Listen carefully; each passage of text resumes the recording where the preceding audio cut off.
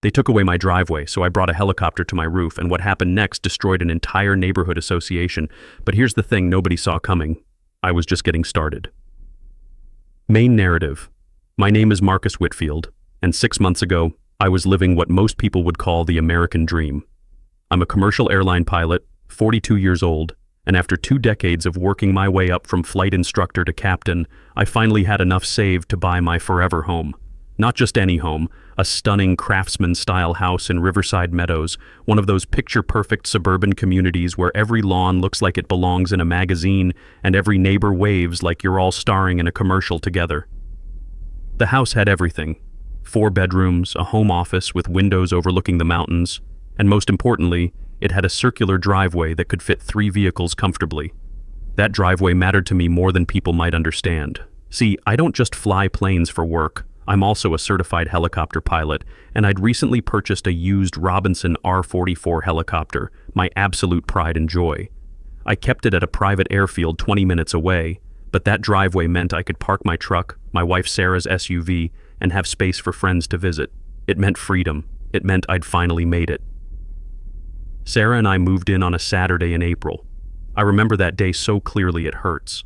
Our daughter Emma, who's 7, ran through every room squealing with excitement about having her own bathroom. Our son Tyler, 15, actually smiled, and if you have teenagers, you know that's like spotting a unicorn. Sarah stood in our kitchen, tears in her eyes, and whispered, "We're really home." For the first time in our marriage, we weren't living paycheck to paycheck. We weren't stressed about rent increases or nightmare landlords. This was ours. The neighbors seemed friendly enough at first. There was Patricia Henderson from 2 houses down, who brought us cookies and spent 45 minutes telling us about the community standards we needed to maintain. There was old Mr. Chen, a retired engineer who warned me in Mandarin accented English to watch out for the HOA. They have too much time and too much power. I laughed it off. How bad could a homeowners association really be? I found out exactly 3 weeks later. I was in my driveway on a Tuesday evening, washing my truck after a long flight rotation. I'd been up since 3 a.m., flown to Denver and back, and I was exhausted. But there's something therapeutic about washing your vehicle, you know? The sun was setting, painting the sky orange and purple, and I was finally starting to relax. That's when I heard the click, click, click of expensive heels on asphalt. "Excuse me, are you Marcus Whitfield?" I turned around to see a woman I'd never met before. She was probably in her mid-50s, dressed like she was heading to a corporate board meeting rather than walking around a residential neighborhood at 7 p.m. Her blonde hair was pulled back so tight it looked painful. She carried a leather portfolio folder like it was a weapon. "That's me," I said, straightening up and wiping my hands on a towel. "Can I help you?" "I'm Constance Blackwell, president of the Riverside Meadows HOA board." She said it like she was announcing royalty. "I need to discuss several violations I've observed with your property." Violations? Plural. I'd been living there for 3 weeks. "I'm sorry, what violations?" I asked, trying to keep my voice friendly. She opened her portfolio folder with the precision of a lawyer presenting evidence in court. "First, your truck is not an approved vehicle color according to our Community Standards Handbook, Section 4.7. All vehicles visible from the street must be neutral colors, white, black, gray, or beige. Your truck is blue." I looked at my truck. It was navy blue, dark navy blue. "It's basically black," I said.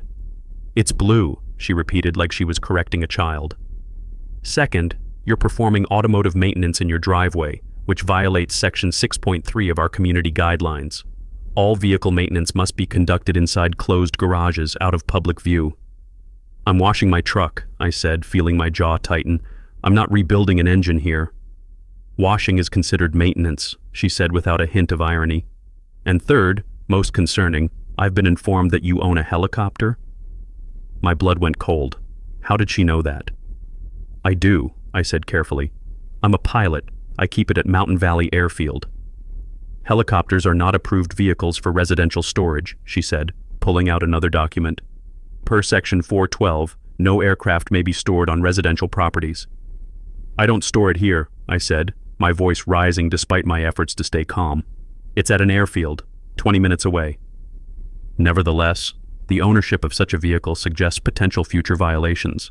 "Nevertheless, the ownership of such a vehicle suggests potential future violations," she said, and I swear I saw a hint of a smile. I'm issuing you a warning today, Mr. Whitfield. The truck color must be addressed within 30 days, and all vehicle maintenance must cease immediately. If you have any questions, you can review your HOA handbook or attend our monthly board meeting." She turned and walked away before I could respond, her heels clicking like a countdown timer. I stood there, hose still in hand, watching her disappear around the corner. Sarah came out onto the porch, concern written all over her face. "What was that about?" I said slowly, "we just made an enemy." I had no idea how right I was. That conversation was just the beginning. What Constance Blackwell did next didn't just cross a line. It started a war that would make national news. The next 4 weeks were psychological warfare disguised as community standards enforcement. Every single day I found a new notice tucked into my door, each one citing some obscure violation I'd never heard of. My garden hose was the wrong color. Apparently it needed to be earth tone and mine was green. My mailbox flag was raised for more than 4 hours after mail delivery, which violated visual clutter ordinances. Emma's pink bicycle on the front porch was deemed non-conforming exterior decoration. Each violation came with a $50 fine. Sarah tried to keep me calm. "Just follow their rules for now," she said one night while we were going through the stack of notices. "We can't afford to fight this. We just bought the house, Marcus. We're stretched thin as it is." She was right. The mortgage, the helicopter payments, Emma's piano lessons, Tyler's college fund. We were making it work, but there wasn't room for a legal battle with an HOA. So I complied. I bought a beige garden hose. I set a reminder on my phone to lower the mailbox flag. I moved Emma's bike into the garage. I even researched getting my truck repainted, though the quotes I got ranged from $2,000 to $4,000. But compliance didn't satisfy Constance Blackwell. If anything, it seemed to encourage her. The real nightmare started on a Monday in June. I came home from a 3-day flight rotation, exhausted and eager to see my family. But when I pulled onto our street, I stopped dead. There was a car parked in my driveway. Not just in my driveway, deliberately positioned to block both parking spaces, angled so that I couldn't pull in at all. I parked on the street and walked up to the house, confused and angry. Sarah met me at the door, her eyes red from crying. "What happened?" I asked, pulling her close. "Whose car is that?" "It's Patricia Henderson's," she said, her voice shaking. "She said the HOA granted her temporary parking privileges in our driveway while her garage is being renovated. I tried to tell her no, but she said she has documentation and that we can't legally stop her." "Documentation?" I felt my face getting hot. "This is our property. She can't just park here because she feels like it." I marched outside and knocked on Patricia's door. She answered with a smile that didn't reach her eyes. "Can I help you, Marcus?" "You need to move your car," I said, forcing my voice to stay level. "That's my driveway." "Actually," she pulled out her phone and showed me an email. "The HOA board has granted me temporary use of your secondary parking space while my garage is being repaired. It's all according to the community guidelines, section 8.4. In situations where community members experience property emergencies, the board can authorize temporary use of neighboring facilities to maintain community harmony." Community harmony? I couldn't believe what I was hearing. You can't just take someone's parking space. "I'm not taking it," she said sweetly. "I'm being granted temporary access by the proper authorities. You still have one parking space available. Your wife's vehicle can park on the street. This is only for 2 weeks." It wasn't 2 weeks. Patricia's car sat in my driveway for 6 weeks. Every day I called the HOA office. Every day I was told that the situation was under review and that I needed to demonstrate community cooperation. I consulted with a lawyer who told me that while it seemed outrageous, the HOA agreement I'd signed when I bought the house did technically give the board broad powers to manage community resources during emergencies. "But her garage renovation isn't an emergency," I argued. "Tell that to a judge," the lawyer said, "and be prepared to spend about $20,000 proving your point. HOAs have deep pockets because everyone in the community pays dues. You're one person against a system designed to exhaust you financially and emotionally." He was right. I couldn't afford a legal battle, so I gritted my teeth and parked on the street, watching every day as Patricia climbed into her car in my driveway and drove away without a second thought. But the absolute final straw, the moment I knew I was dealing with something beyond petty neighborhood politics, came on a Saturday morning in late July. I woke up to find Tyler standing at the living room window, his face pale. "Dad," he said quietly, "you need to see this." I looked outside and my heart stopped. There was a chain across my driveway entrance. Not a flimsy chain you could drive over. An industrial-grade chain with a padlock, secured to two posts that had been driven into the ground on either side of my driveway entrance. I ran outside in my pajamas. There was a laminated notice attached to the chain. By order of the Riverside Meadows. HOA Board. This driveway has been deemed non-compliant with community traffic flow standards and is hereby closed pending structural review. Violations of this closure will result in fines of $500 per day. For questions, contact the HOA office. I stood there reading that notice over and over, my hands shaking with rage. They had closed my driveway. My actual driveway. The driveway I'd considered when I bought this house. The driveway I had a legal right to use as a property owner. Sarah came out, took one look at the chain, and burst into tears. What are we going to do? I didn't have an answer. Not yet. But as I stood there watching my wife cry and my kids stare out the window at the chain that blocked our own property, something inside me changed. I'd spent my entire adult life following rules, respecting authority, doing things the right way. I'd worked my way up from nothing to become a captain. I'd saved every penny to buy this house. I'd tried to be a good neighbor, a good citizen. And Constance Blackwell had declared war on me anyway. Fine. She wanted war. She was about to discover that pilots don't give up. We improvise, we adapt, and we always, always find another way. The helicopter sitting in storage at Mountain Valley Airfield suddenly represented more than just a hobby. It represented the ultimate solution to a problem that Constance Blackwell never saw coming. I didn't sleep that night. While Sarah and the kids finally drifted off, exhausted from crying and arguing about what to do, I sat in my home office staring at property documents, HOA bylaws, and satellite images of our neighborhood. The chain across my driveway mocked me every time I glanced out the window. But around 3 a.m., something clicked. I pulled up the original property deed and studied every word. Then I cross-referenced it with the HOA covenants and restrictions, and there it was, buried in Section 12, subsection D. All property owners retain full air rights to their property boundaries extending to FAA-regulated airspace limitations. Air rights. They'd taken my driveway, but they couldn't take the sky above my house. My roof was flat, a rare design feature in our neighborhood. The previous owner had been an architect who wanted to install solar panels, so he'd specifically built a reinforced flat roof with a load capacity rated for far more than typical residential construction. I'd seen the engineering reports during the home inspection but hadn't thought much about it at the time. Now, that roof was about to become the most controversial landing pad in America. I spent Sunday doing math. The Robinson R44 weighs about 1,650 pounds fully loaded. According to the structural reports, my roof could handle over 4,000 pounds distributed across its surface. The flat section measured 40 by 30 feet, more than enough space for a safe landing with proper approach angles. There were no power lines in my flight path if I came in from the north. The nearest houses were far enough away that rotor wash wouldn't cause damage. Could I legally do this? I called my aviation lawyer, Janet Reeves, first thing Monday morning.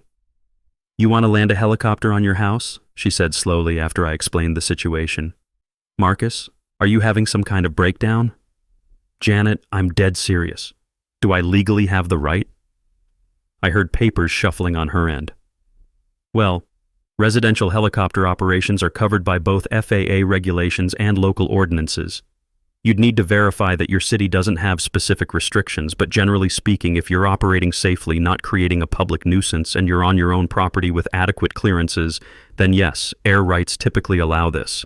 But Marcus, this is insane. The HOA will lose their minds. The next week was the most intense preparation of my life. I hired a structural engineer to verify the roof could handle it. It could. I filed all the necessary paperwork with the local aviation authority declaring my intention to use my property for occasional helicopter operations. I installed a windsock on my roof and marked the landing zone with high visibility paint per FAA guidelines.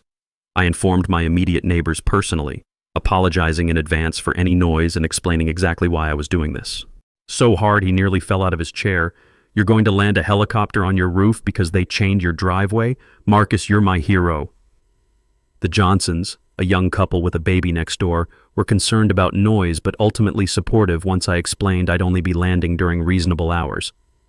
Honestly, Mrs. Johnson said, the way that HOA has been treating people, someone needed to fight back. Just maybe not at 6 a.m.?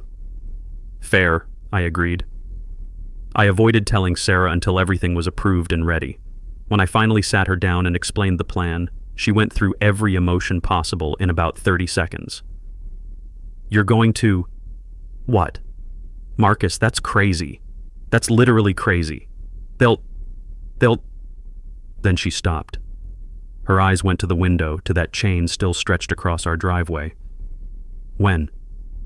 "Saturday morning, 11 a.m. I'll fly in from the north, land on the roof, tie down, and then climb down the ladder I'm installing. I've already confirmed everything is legal." She was quiet for a long moment.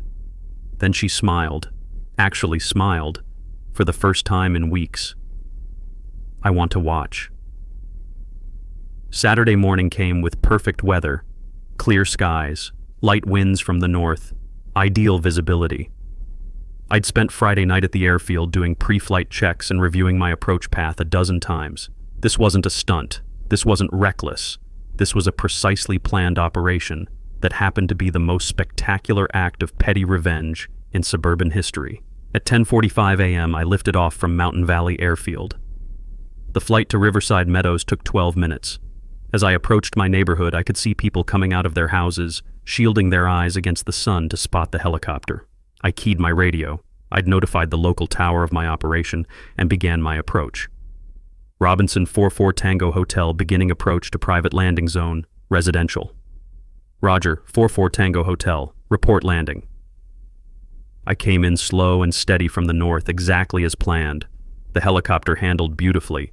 As I descended toward my roof, I could see my entire neighborhood gathered below. There was Sarah holding Emma, with Tyler recording everything on his phone. There was Mr. Chen, grinning and giving me a thumbs up. There were dozens of neighbors I didn't even know, pointing and staring in disbelief. And there, standing in the middle of the street with her mouth literally hanging open, was Constance Blackwell.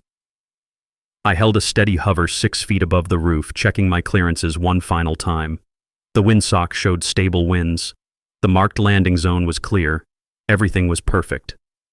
I gently set the skids down on my roof with the softest landing of my entire career. The rotor noise echoed through the neighborhood like thunder. I completed my shutdown checklist, secured the rotor brake, and climbed out onto the roof. The crowd below had grown to at least 50 people. Some were cheering, some were recording, some looked absolutely horrified. I waved at Sarah and the kids, then descended the ladder I'd installed against the side of the house. When my feet touched the ground, the crowd erupted. Mr. Chen was laughing hysterically. Tyler was shouting, "That was the coolest thing I've ever seen!" Emma was jumping up and down. And Constance Blackwell? She was marching toward me with her phone already at her ear, her face purple with rage. "Police? Yes, I need to report an illegal aircraft operation. Yes, I'll hold." I smiled at her. "Good morning, Constance. Lovely day for flying, isn't it? Oh, and by the way, you might want to check Section 12, Subsection D of the Property Covenants. Air rights. My lawyer confirms everything I just did is completely legal."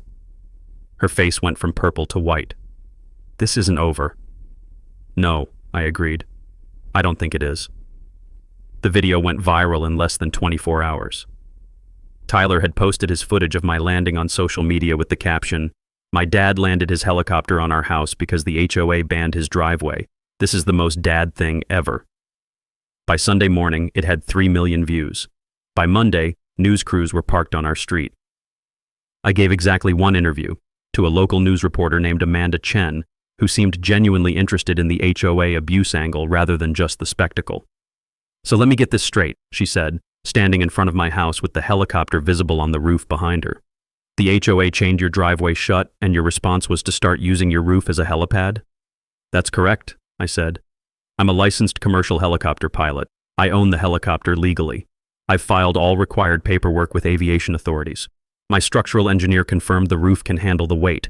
I'm operating within all FAA regulations and local ordinances. The HOA took away my ground access, so I simply accessed my property from the air instead." "And this is legal?" "Completely.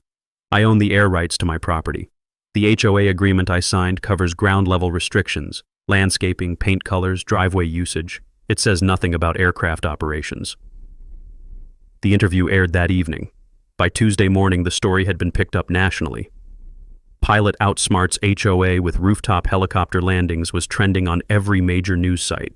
I received hundreds of emails from people who dealt with their own HOA nightmares calling me a hero. But Constance Blackwell wasn't done fighting. The emergency HOA board meeting was called for Wednesday evening. I received the notice via certified mail, because of course they used certified mail, informing me that my aerial vehicle operations were being reviewed for community impact and that I was required to attend. The meeting was held in the community clubhouse, and when Sarah and I arrived, the parking lot was packed. The room was filled with at least 100 people, far more than usually attended these meetings.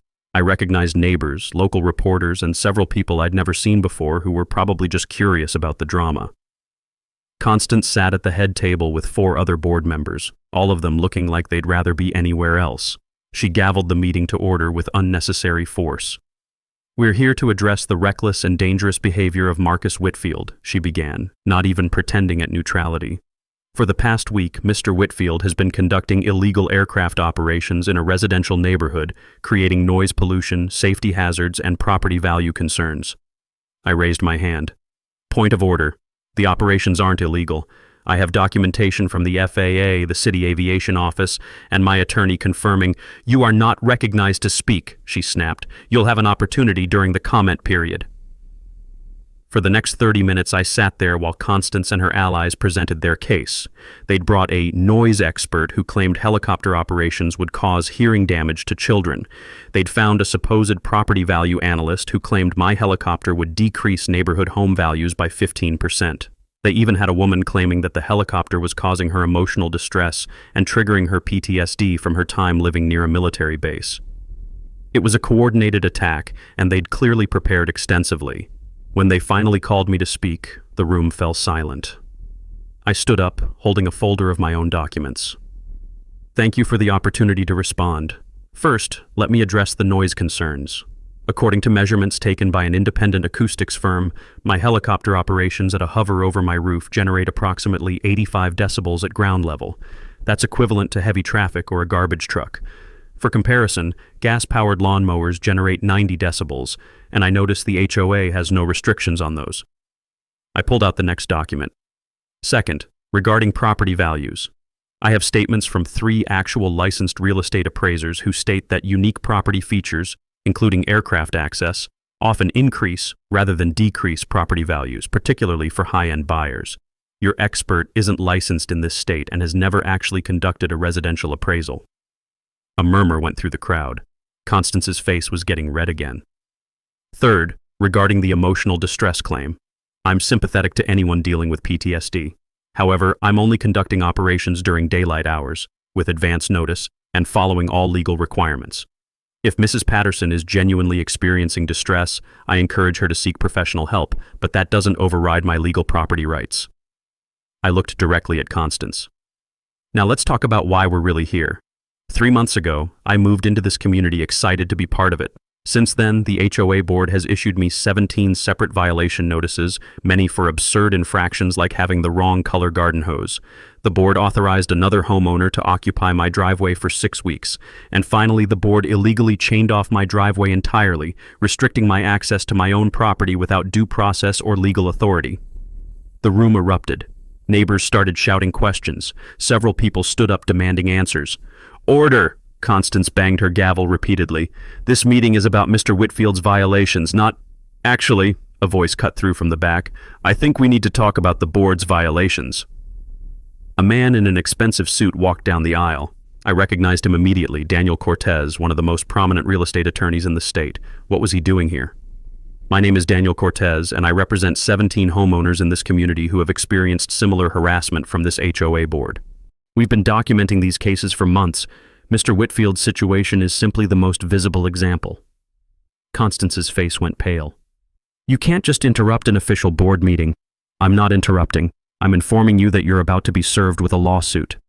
He pulled out legal documents and placed them on the table in front of her. "These 17 families are suing the HOA board for harassment, illegal property restrictions, misuse of HOA funds, and violation of homeowner rights. And after tonight's performance, I expect that number to grow considerably." The room exploded into chaos. People were standing, shouting questions, demanding answers. Several board members looked ready to resign on the spot. Constance sat frozen, staring at the legal documents like they might bite her. I caught Daniel's eye and mouthed, Thank you." He nodded slightly. We'd never spoken before this moment, but apparently my viral video had inspired other victims of HOA abuse to finally fight back. The meeting dissolved into complete disorder. Constance tried to regain control, but eventually gave up and stormed out. The other board members scattered quickly after her. Sarah grabbed my hand as we left. "Is this really happening?" "I think," I said, watching neighbors gather in angry clusters in the parking lot discussing their own HOA horror stories. "We just started a revolution." The next 3 weeks were a whirlwind that I still barely believe happened. Daniel Cortez's lawsuit made headlines immediately. Within 48 hours of the meeting, 12 more families joined the case. By the end of the week, it was 27. The stories that emerged were horrifying. Elderly couples fined thousands of dollars for having the wrong shade of beige on their shutters, a veteran threatened with foreclosure over parking his work van in his own driveway, a family whose autistic son's therapy swing in the backyard was deemed non-conforming equipment. The HOA board tried to fight back. They issued me 3 new violations, one for creating a public disturbance, one for unauthorized modification to exterior architecture, the latter attached to my house, and one for operating a commercial enterprise from residential property. They were claiming my helicopter was a business operation. Each fine was $500, $1,500 total. I didn't pay them. Instead, I forwarded them to Daniel Cortez, who added them to the growing list of exhibits in the lawsuit, and I kept flying. Every Saturday at 11 a.m., I'd take off from Mountain Valley Airfield and land on my roof. It became an event. Neighbors would come out to watch. Kids would wave from their yards. Mr. Chen started bringing a lawn chair and a cooler, treating it like a weekly air show. The local news came back twice more to cover it. Tyler created a social media account called Rooftop Pilot Dad that gained 25,000 followers. Emma made drawings of our house with the helicopter and sold them at a neighborhood lemonade stand, raising $400 that she donated to a charity fighting for homeowner rights. But the real turning point came from an unexpected source. I was at the grocery store on a Tuesday afternoon when a woman approached me. She was in her 70s, well-dressed, with kind eyes that looked tired. "You're Marcus Whitfield, aren't you? The helicopter pilot?" "That's me," I said, suddenly worried she was going to complain. "I'm Margaret Chen, David's mother. He's told me all about you." She paused, choosing her words carefully. "I need to tell you something about Constance Blackwell." We sat on a bench outside the store, and Margaret told me a story that changed everything. 5 years ago, my husband and I bought our house in Riverside Meadows. Thomas, my husband, had early-stage Alzheimer's. We thought a quiet community would be perfect for his remaining years. But Constance was board president even then, and she made our lives hell. Her voice cracked. Thomas loved to garden. It was one of the few things that still brought him joy. But Constance issued violation after violation. His tomato plants were too tall. His herb garden wasn't approved landscaping. His garden bench was the wrong style. The stress made his condition worse, much worse. Tears were streaming down her face now. He died 18 months after we moved there. I know Alzheimer's killed him, but I also know that the constant stress and harassment stole months of peace from his final years.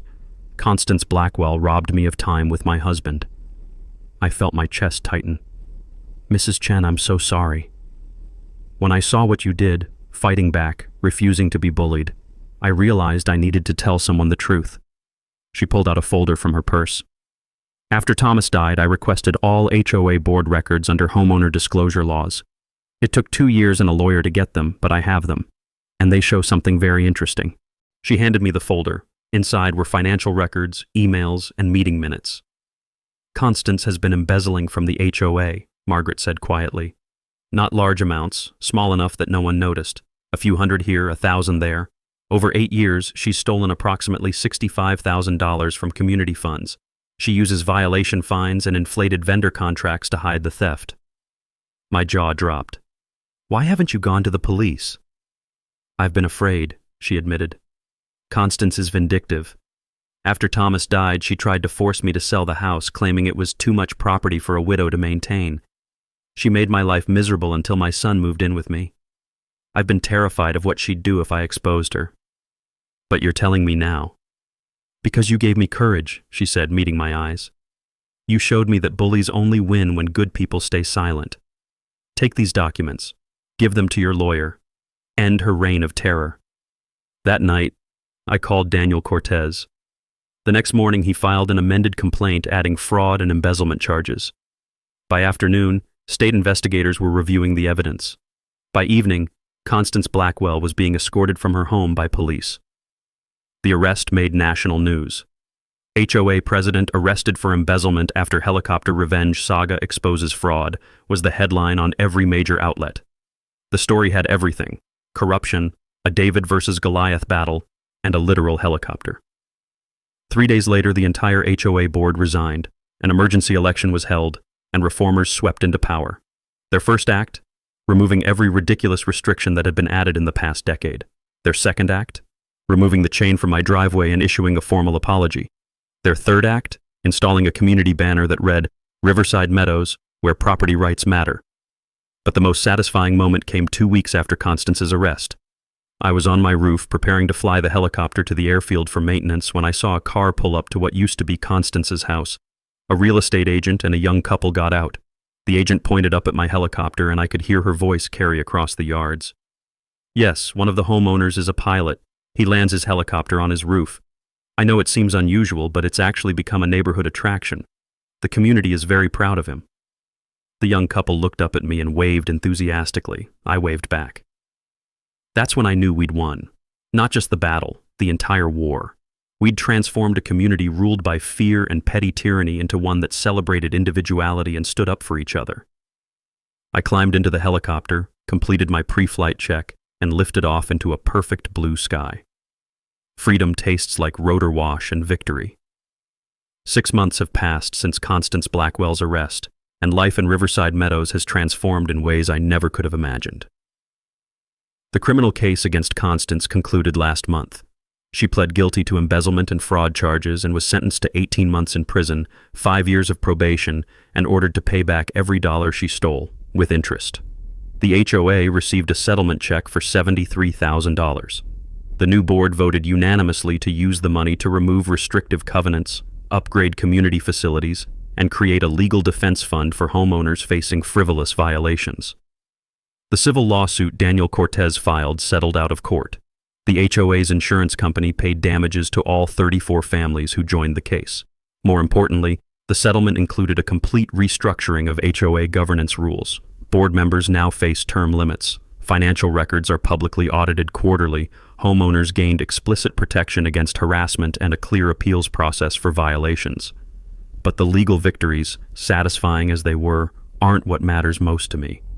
What matters is watching Mr. Chen tend his garden without fear, growing vegetables that technically violate the old height restrictions, but that nobody cares about anymore. What matters is seeing the veteran down the street park his work van in his driveway with pride, flying an American flag from the antenna. What matters is Emma's friend whose family almost lost their house over HOA fines. They're still here, thriving, their therapy swing still hanging in the backyard. The neighborhood has become a community in the truest sense. We have block parties now, real ones, not mandated HOA social events. People help each other with yard work. When the Johnsons,